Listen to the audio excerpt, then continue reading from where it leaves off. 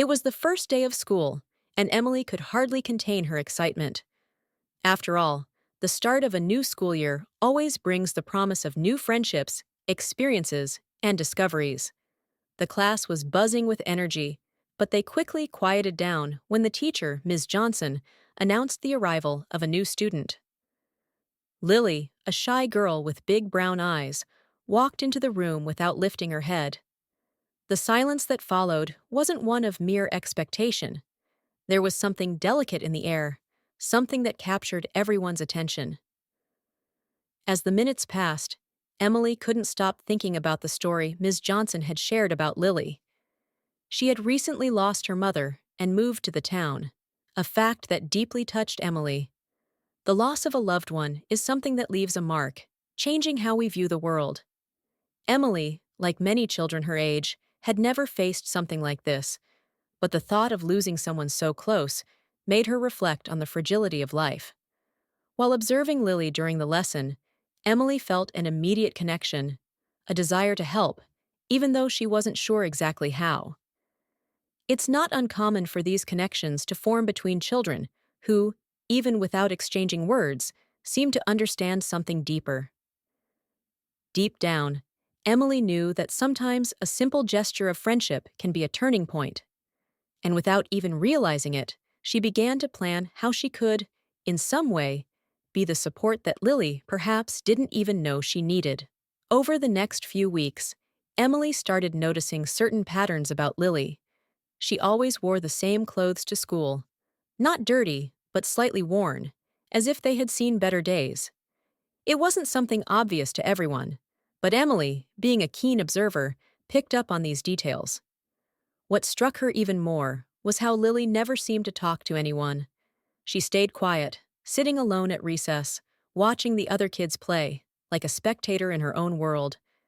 Ms. Johnson, too, had taken notice of Lily's solitude. She tried to gently engage her, asking questions here and there, encouraging her to participate. But Lily's responses were always short, barely above a whisper. It was as if she was guarding herself, keeping a wall between her and the rest of the world.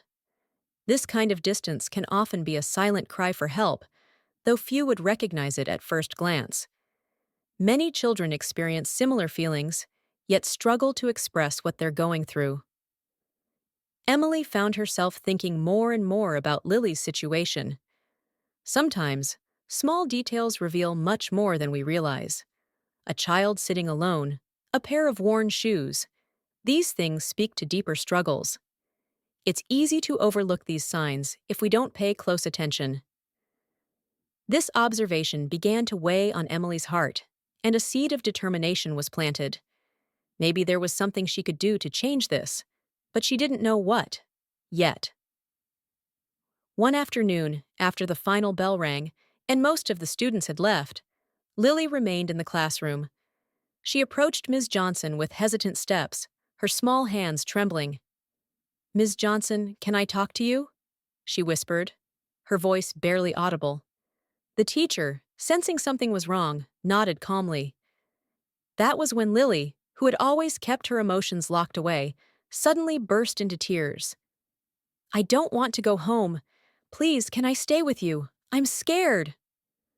Her words were like a punch to the gut, revealing the depth of her fear.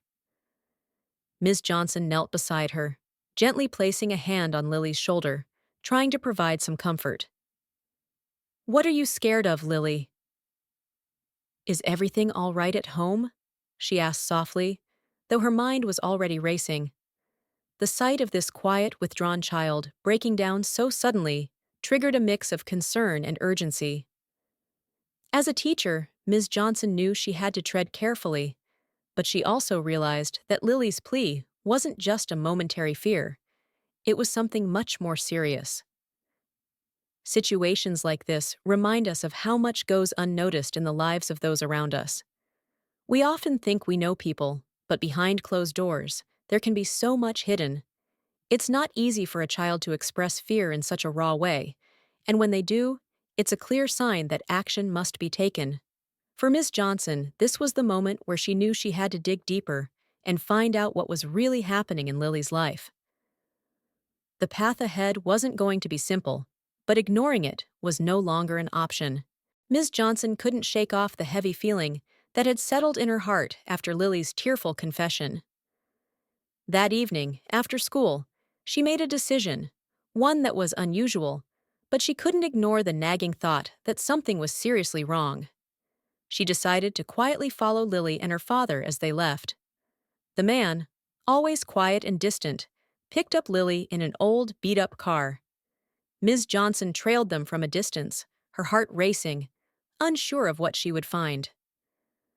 After driving for a while, the car eventually stopped near an abandoned lot on the outskirts of town.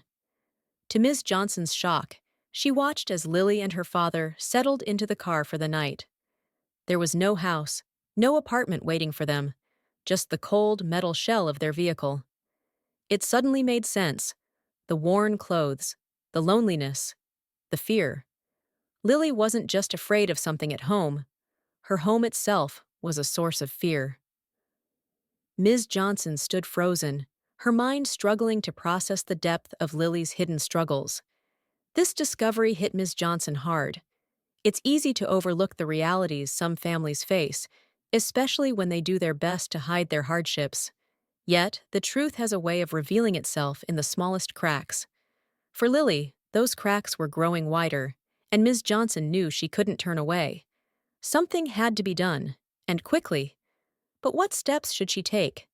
This was just the beginning of what needed to be a coordinated effort to help this little girl. The following morning, Ms. Johnson wasted no time. She contacted social services, explaining everything she had discovered about Lily's situation. The response was swift. Within hours, authorities stepped in to provide temporary housing for Lily and her father. Though the process had just begun, Ms. Johnson felt a sense of relief, knowing that Lily was no longer sleeping in a car.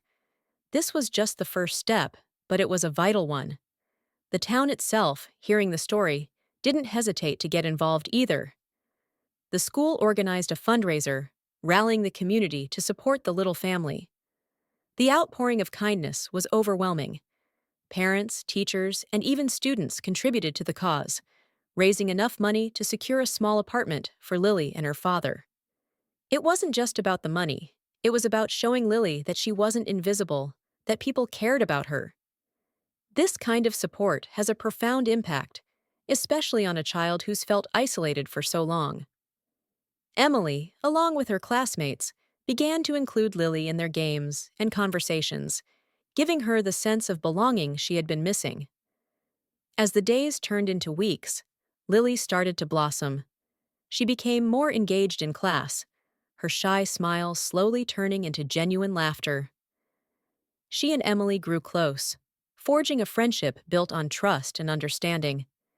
It was clear that Lily's healing had begun, thanks to the unwavering support of the community and her new circle of friends. Though the road ahead still held challenges, Lily's future looked brighter than ever before. She now knew that she wasn't alone, and that made all the difference. Moral of the story: now that you've learned how small, unnoticed moments can spark monumental change, the real question is, what will you do with this knowledge? Are you willing to start paying attention to the details, to the quiet cries for help, and take action where others turn a blind eye? You have the power to change lives, yours included, by simply being more present, more aware. What's stopping you from making that change today? The time to act is now, not tomorrow. So, how will you take what you've learned and transform it into something real, something impactful? If you're ready to continue growing, learning, and unlocking the potential around you, subscribe to the channel and activate notifications. Don't miss out on the chance to keep expanding your understanding of these important truths. It's time to take control and start making a difference.